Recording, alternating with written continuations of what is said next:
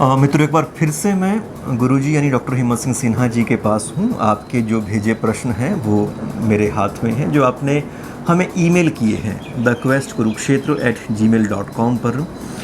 और इन तमाम ईमेल्स के लिए आपका हृदय से आभार। आपके इन प्रश्नों के माध्यम से गुरुजी से कुछ नई तरह की बातें पूछने का हमें अवसर मिलता है। तो हृदय की गहराइयों से आप सभी का आभार। और मैं अपने आप को बहुत खुशकिस्मत मानता हूँ कि आपके और गुरुजी के बीच में एक छोटे मोटे संपर्क सूत्र के रूप में आ पाता हूँ, और मुझे इसी में आनंद है। तो आज का जो सिलसिला है वो हम शुरू करते हैं। गुरुजी प्रणाम। नमस्कार। अच्छा गुरुजी, आज जो पहला प्रश्न मैं लेना चाहता हूँ वो है तन्वी शुक्ला जी का। अच्छा। और तन्वी शुक्ला जी पूछती हैं कि क्या जो शाक्त संप्रदाय है, तंत्र है, या फिर तिब्बती महायान बौद्ध है, क्या ये कुछ एक जैसे से ही मूल सिद्धांत पर काम करते हैं? ऐसा है कि शाक्त सिद्धांत जो है वो उन लोगों का है जो शक्ति की पूजा करने वाले हैं। शक्ति शिव की कंसोर्ट हैं, यानी शिव शक्ति के बिना कोई कार्य नहीं कर सकते। तो शाक्त संप्रदाय जो खड़ा हुआ वो शैव संप्रदाय के साथ खड़ा हुआ, उसमें से ही निकला बल्कि, क्योंकि शिव की शक्ति जो है उसका वर्णन जब करने लगे तो शाक्त संप्रदाय खड़ा हो गया। अब ये शाक्त संप्रदाय जो है ये एक अलग रूप में खड़ा हुआ, जिसको हम कह सकते हैं कि ये वैष्णव रूप है या स्मार्त रूप है। ये शाक्त संप्रदाय से खड़ा हुआ। लेकिन जो आगम हैं, शिव ने पार्वती को कुछ भाषण दिए, समझाए, सिद्धांत बताए। तो पार्वती को जो शिव ओक्त शास्त्र जितने भी हैं जो शिव के मुख से निकले और पार्वती को सुनाए, वो तंत्र कहलाते हैं। तो तंत्र है आगम का रूप, और ये है प्योर रूप, सारा वेदांत का रूप, वेद का रूप या स्मृतियों का रूप शाक्त है। अब हुआ क्या कि चूँकि शाक्त में आगम में शक्ति प्रधान है, वहाँ जो है शिव की शक्ति वो क्रिएट कर रही है, सारा काम कर रही है, और आगम तंत्र उससे सारे पैदा हो रहे हैं। तो आगमों के 3 भाग हैं।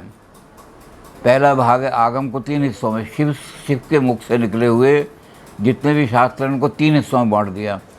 पहला हिस्सा है आगम, दूसरा है यामल, और तीसरा है मुख्य तंत्र, जो भी तंत्र हैं।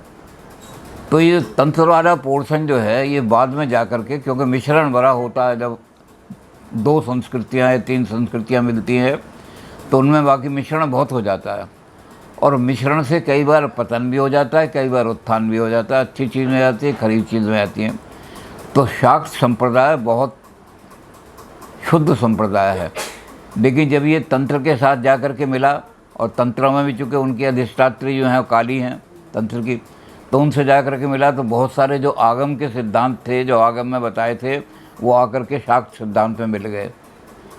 तो शाक्त सैद्धांतिक दृष्टि से अलग है बिल्कुल, लेकिन व्यवहारिक दृष्टि से अब दोनों इतने मिल गए हैं, क्योंकि जितने भी तांत्रिक हैं सब काली की साधना करते हैं, और हमारे जो आगम हैं उसमें भी महाशक्ति की साधना की गई है। तो अब दोनों का मिश्रण हो गया इस तरह का।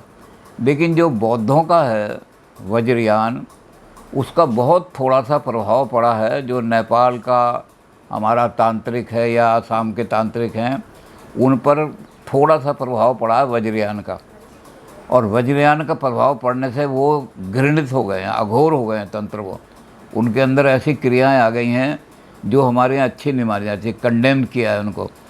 लेकिन बहुत सारी चीज़ें वज्रयान वालों ने हमारे यहाँ दे दी। कई तंत्र ऐसे हैं जो वज्रयान से मिल गए जा कर के, लेकिन सारे तंत्र प्रभावित नहीं हुए। तो इसलिए हम ये कह सकते हैं कि वज्रयान का प्रभाव तो बहुत कम है, क्योंकि वज्रयान जो हैं वो वाम मार्गियों की तरफ चले गए, और वाम मार्गियों के तरह से वहाँ कामुक शक्तियाँ बहुत सारी आ गई, बहुत सारी शक्तियाँ, जैसे मैथुन आ गया। तो ऐसी चीज़ें आ गई वज्रयान से, वो तंत्र में घुसने की कोशिश की है उन्होंने। जो अघोर तंत्र हैं उनमें घुस भी गए थोड़ा सा वज्रयान, लेकिन जो शुद्ध तंत्र है उनमें वो वज्रयान का प्रभाव इतना नहीं है। शाक्त तंत्र से, शाक्त मत से और तंत्र से, दोनों में मिश्रण बहुत ज़्यादा हो गया है और दोनों को अलग करना भी मुश्किल हो गया है। सिद्धांत के रूप से जब हम पढ़ाते हैं तो शाक्त को अलग पढ़ाते हैं और तंत्र को अलग पढ़ाते हैं, आगमों को अलग पढ़ाते हैं। लेकिन व्यवहारिक रूप से जहाँ जाते हैं इतना मिश्रण हो गया कि अलग अलग उनको बताना पड़ता है कि ये क्रिया तो तंत्र की है। वो कहते हैं हमने कहा ये शाक्त की क्रिया नहीं है, शक्ति के तो बहुत बड़े हमारे यहाँ देवी भागवत पुराण जो है बहुत ही शुद्ध पुराण है, उसमें एक भी चीज़ तंत्र की नहीं आई है। तो तंत्र को शक्ति के सिद्धांत के रूप से अलग माना जाएगा और शाक्त संप्रदाय को अलग माना जाएगा। और बौद्धों का जो वज्रयान है उसका प्रभाव बहुत कम हुआ है, वो भी आसाम के कामरूप के तंत्र पर या थोड़ा नेपाल के तंत्र पर असर हुआ है। भारत में कोई ऐसा नहीं है जो वज्रयान से प्रभावित तंत्र हुआ। जी अच्छा गुरुजी, जो ये इनका प्रश्न था, इसके प्रश्न के जवाब में हम इतना भी कहना चाहेंगे कि जो इन्होंने शाक्त संप्रदाय की, तंत्र की और तिब्बती महायान की बात की है, उस पर हम बाद में विस्तार से चर्चा भी करेंगे। अच्छा, आने वाले दिनों में एक एक विषय अपने आप में पूरे विषय के तौर पर ले लेंगे उसको। तो आशा है आपको इतना जो जवाब है हमारा वो संतुष्ट कर पाया होगा।